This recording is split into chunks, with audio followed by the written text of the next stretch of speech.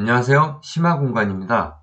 한 주 잘 보내셨나요? 이번 영상에서는 본래 제가 경험하게 된 첫 번째 자본소득 활동을 이야기하려고 했는데 제가 찾아보니 그 전에 꽤 다양한 활동을 했었더라고요. 그래서 자본소득 활동 이전에 소득 활동이라고 하는 게 맞을 것 같습니다. 제가 지난번에 책을 통해서 눈을 떴었다고 했죠. 저는 그 밖에도 많은 경제 유튜브들도 찾아보곤 했습니다. 그러면서 느낀 것이 직장에서 받는 월급 외에 별도의 소득을 통해서 파이프라인 구축을 해야겠다는 생각이 들더라고요. 그러면서 자연스럽게 유튜브 알고리즘이 다양한 방법들을 보여주게 되었습니다. 저는 그 알고리즘을 쫓아 유튜버들이 소개하는 다양한 활동들을 우선 실행하게 됩니다. 제일 처음에는 블로그를 시작했습니다. 저는 이미 오래전에 만들어둔 네이버 블로그가 있었는데요. 블로그로 돈을 벌어본 사람들이 말하기를 처음부터 컨셉을 정해서 아예 새로 블로그를 만드는 것이 좋다고들 해서 다양한 블로그 장단점을 찾아보다가 하필이면 구글에 블로그 스팟을 만들어 활동하게 됩니다. 일단 그 이유는 네이버 블로그는 이미 사용을 하는 것이 있었고요. 티스토리는 초대장을 받아야 했기에 곧바로 시작할 수가 없었습니다. 브런치는 뭔가 제대로 준비를 해야 할 것 같았고요. 결국 진입장벽이 낮은 블로그 스팟을 하게 되었죠. 그 당시에는 광고 배너를 달 수 있는 구글 애드센스를 달아서 광고 수익을 내겠다고 각 잡고 하진 않았습니다. 일단 뭐라도 한번 해보자. 그럼 그 안에서 무언가 추가로 느끼는 것이 있을 것이다. 그런 마음으로 했었죠. 그래서일까요? 4개월간 나름 꾸준히 글을 올렸지만 그 결과는 참담했습니다. 그래도 예상했던 것처럼 그 안에서 얻은 교훈들은 있었습니다. 블로그에 올린 글들이 일단 컨셉 자체가 너무 심오했던 겁니다. 그럴만했던 게 제가 그 당시에는 많은 심경의 변화를 경험했었으니까요. 뭐랄까, 세상을 다시 보는 계기가 되었다랄까? 그러다 보니 철학적인 주제의 글들이 좀 많았습니다. 또 블로그 스팟이라는 플랫폼의 한계가 있었고요. 방문자 유입이 없기로 소문난 플랫폼이죠. 수익을 내기 위한 목적으로는 알맞지 않은 것 같습니다.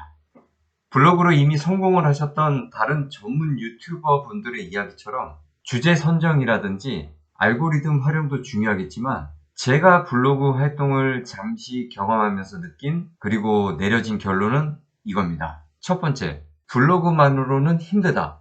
하지만 시너지 내기에는 좋겠다. 이게 무슨 말이냐면 블로그는 다른 매체의 홍보용으로 적합하다는 생각입니다. 저도 지금 유튜브 영상을 제작하면서 네이버 블로그에도 같이 글을 올리고 있는데요. 블로그를 통한 유입이 향후 도움이 될 것으로 기대하고 있습니다. 왜냐하면 제가 인터넷 검색을 통해서 블로그를 방문하다가 유튜브나 또 다른 정보를 접하는 경우가 꽤 있었거든요.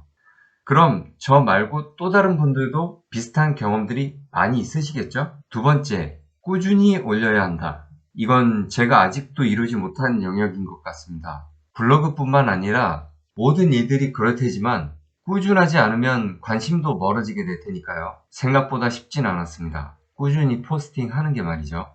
내가 많은 관심을 갖고 있고 또 그것이 남들에게도 흥미로운 주제라면 더할 나위 없이 좋을 것 같습니다. 아무튼 블로그 활동으로 겪은 건 이 정도입니다. 그리고 그 밖에 다양한 것들을 해봤는데 어떤 걸 해보았냐면 디지털 노마드 활동이라는 것이 있습니다. 노마드 태스크라는 플랫폼으로 활동을 했는데요.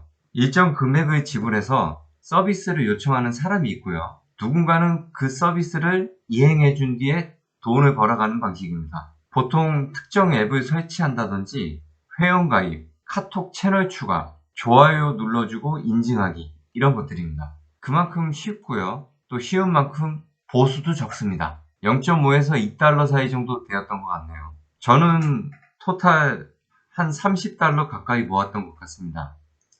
근데 해보니 오히려 시간 비용이 더 든다는 생각을 지울 수가 없더라고요.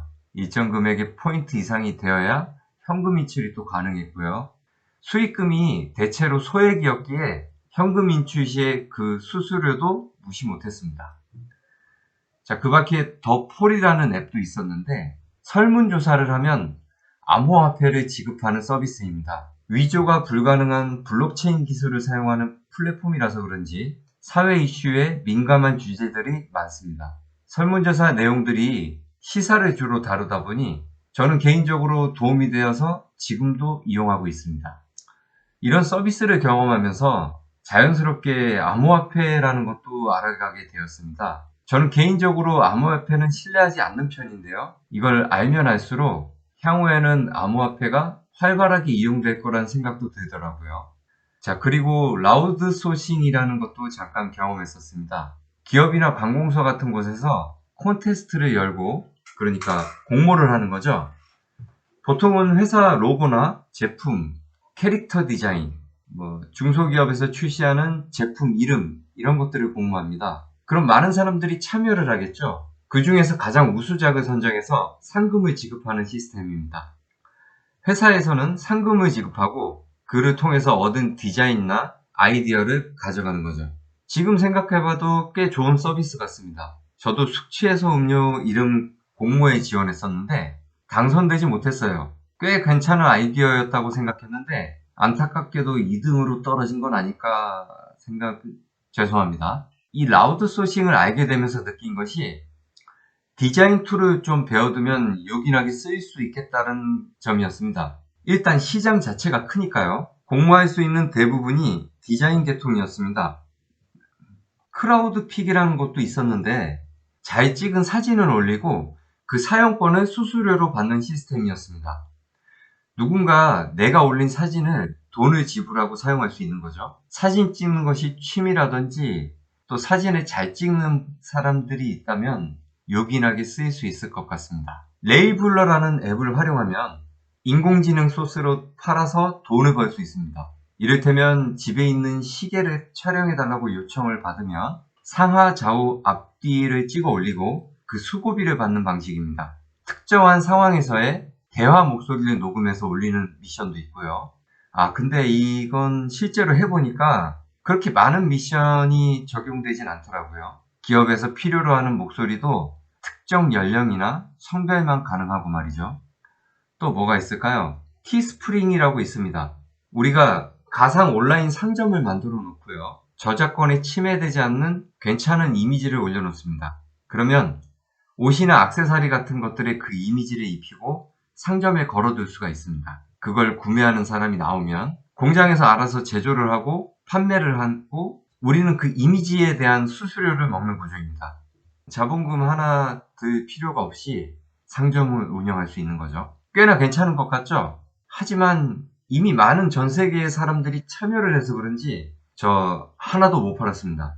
이런 다양한 것들을 경험 삼아 전부 해보고 느낀 점은 딱 두 가지입니다. 하나는 우리가 생각하는 것보다 정말 돈 버는 다양한 방법들이 있구나 라는 거고요. 또 하나는 정말 돈 벌기 힘들다는 점입니다. 돈이 안 되더라는 거죠. 그렇게 그동안 업무에서 사용할 공학만 공부해왔던 제가 다양한 인문적 독서와 또 유튜브의 알 수 없는 알고리즘을 통해서 드디어 실질적으로 도움이 되는 활동을 시작하게 됩니다. 다음 영상에서는 정말 실질적인 자본소득 활동과 그 배경을 이야기해보고자 합니다.